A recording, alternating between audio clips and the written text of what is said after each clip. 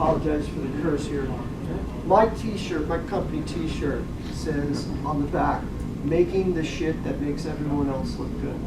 And the reason being is I don't get credits. I don't make a ton of money. But I enjoy watching, my kid enjoys watching what's on screen. But it's survival of the fittest.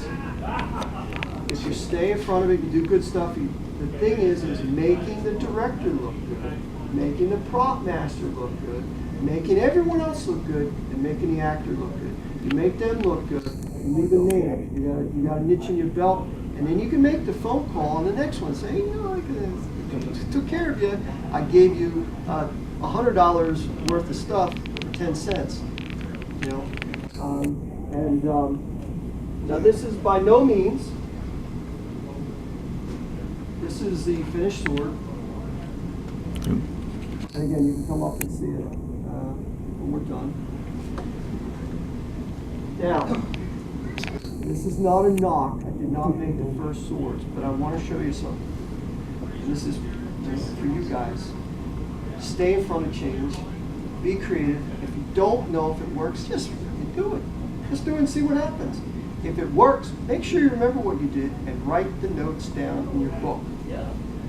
This is what they had in the first film. To me, and again, it's a great sword, and it fit. This is what I think is what I would put out of my shop, and what I want the director to look at and Ryan to look at is this. And I think I did my job because Ryan tweeted these swords more than there was nothing left to the imagination before the film. You know, and that made me feel good because I'm glad that it makes you feel good. You're proud of your work and stuff. So, and by the way, you guys know these are named B. Arthur, right? The Golden Girls reference. Yeah. One sword's B, and the other one is Arthur. Yeah. And real quick, I know. How do you get this? Okay, let's say you make your part out of plastic, wood, or whatever. Dremel, and do your engraving. Paint, no matter, doesn't have to be fancy or anything. Just paint it. Go over the lines. Just paint that whole top. Now, once it's dry, electrical tape over that. Sand the edge. Paint that. Leave the electrical tape on it. Paint it up. Then, take the electrical tape off and then sand the top. What you're left with is crisp lettering. Because the ink, the paint is inside there, and you're sanding it smooth, you're left with, that. How does that work for you with wood and stuff? Well, you're going to have wood out here, but you're going to have beautiful paint. And then when you clear coat over top, now you're going to take that wood, you're going to give it a nice stain, and you're going to have the engraving, and you're going to have nice paint around here. Same thing I did for this, for the swords. I did the engraving, anodized gold, the whole thing. Electrical tape over top, B-blast the whole thing, turn around and Cerakote the whole thing, wait till it dries, pull off the electrical tape, then take this and wet sand it to up to 200,000 grit paper, and now I've got beautiful engraving gold, silver in the background, and black around there.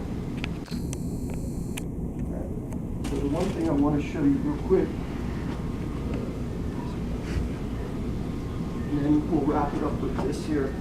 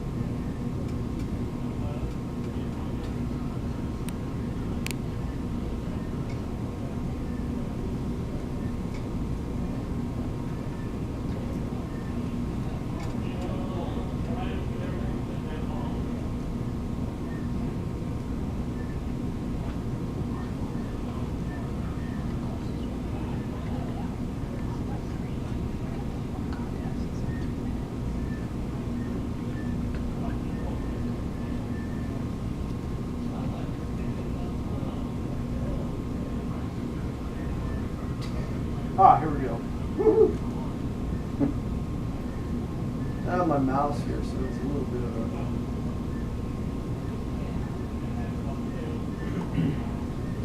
What I'm doing there is a 45-degree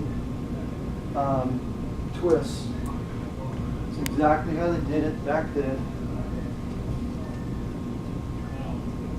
And you can do the same thing. And you can do it with anything that you... I've tried, it's hard, dude. Well, there's an easy way. I'm going to show you how to do it. Yeah, I was just Okay. guessing. You start out on one side like this. Now, to get the perfect diamond is a secret. Most guys will form their first 45 and they'll leave it right there. Okay? And it's a 45. You don't want to do that. What you want to do is this edge here needs to be in center, not the whole thing. So, again, most people do that dead center. What you want to do is start the 45 so that the center is the edge on that side. Then another 45. So now you're ended up with that. On the other side,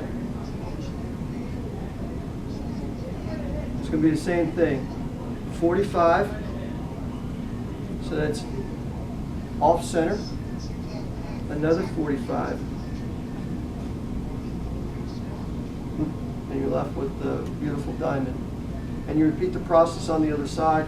If you don't have carpal tunnel, when you start, you will when you finish. How many handles did you end up wrapping? Did you see the pictures, man? I stopped this. It's only 5 minutes long. I stopped this and I only ever get to about there. So it takes about 20 minutes. I think when we filmed this, I was already almost done, right? Yeah, I was almost done doing all the swords. So this is me already in my groove. And my hands are sore, but there you go. You need to teach one of your flunkies in your shop, man. That's your...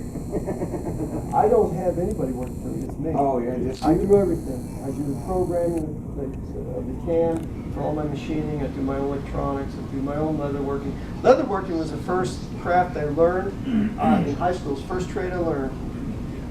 Did saddle making. At your talk yesterday, you were mentioning that if you don't apply the right amount of tension, that Oh, yes. that falls apart. Yes. What is the right amount of tension? You'll know when you screw up. When it falls apart, you messed up. Suede, it stretches. They typically use a silk material, and when you pull it to a certain tension, it stops. With the suede, it just keeps going. So you have to make sure you don't pull it too tight, but you'll get that feel once you do it. And if you screw up, you do it again. But you'll learn. It's just trial and error, basically. is what See, it I'm comes trying down to. Now these are archive videos. No one's ever seen this. This goes to archives because if I don't work on the next film, this goes to the other prop guys if they want to make the same swords and stuff. They know what I did without having to damage swords that were in archive. So. And that's, I'm assuming that's part of the requirement as a prop maker that they have you do that, or this Nope. is just kind of courtesy? It's not. I only do it as a courtesy because I've yet to see get anything worth info for any sequels I've ever worked on for someone else. And usually I bypass all that. I make a phone call to archive to whatever studio, Fox room, and say, listen, I need such prop from that movie. Send it to me. They'll send it to me. I have it until I'm done.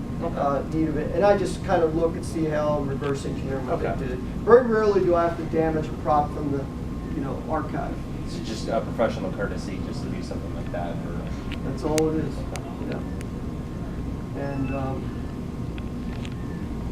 Shit like 3 that. on the nose, man. You just learned how I did Ryan Reynolds sword and take away some info for what you guys got to do. So, All right. any questions that I can answer before they lock up? Do you anodize the stuff yourself, or do you send it out? No, here's a funny thing. The anodizing is a whole other thing, process. The EPA is a pain in the butt. So I don't do that.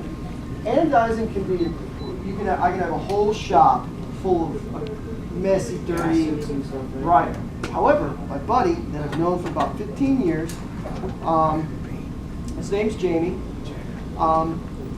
He has an anodizing shop right down the street from me. And he does all my anodizing stuff, but I go there and I work with him and we do it together. But yes, I do my own anodizing per se, but I do it with him. And the funny thing is Jamie's sister where they grew up in Pennsylvania. Taylor Swift was the neighbor and best friends with his sister.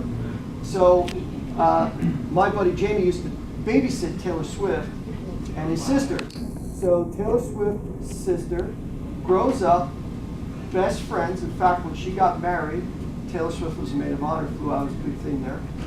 Taylor Swift, Jamie's sister, Blake Lively, part of 3 girls, best friends, besties, and Blake is, well, obviously Ryan Reynolds' wife.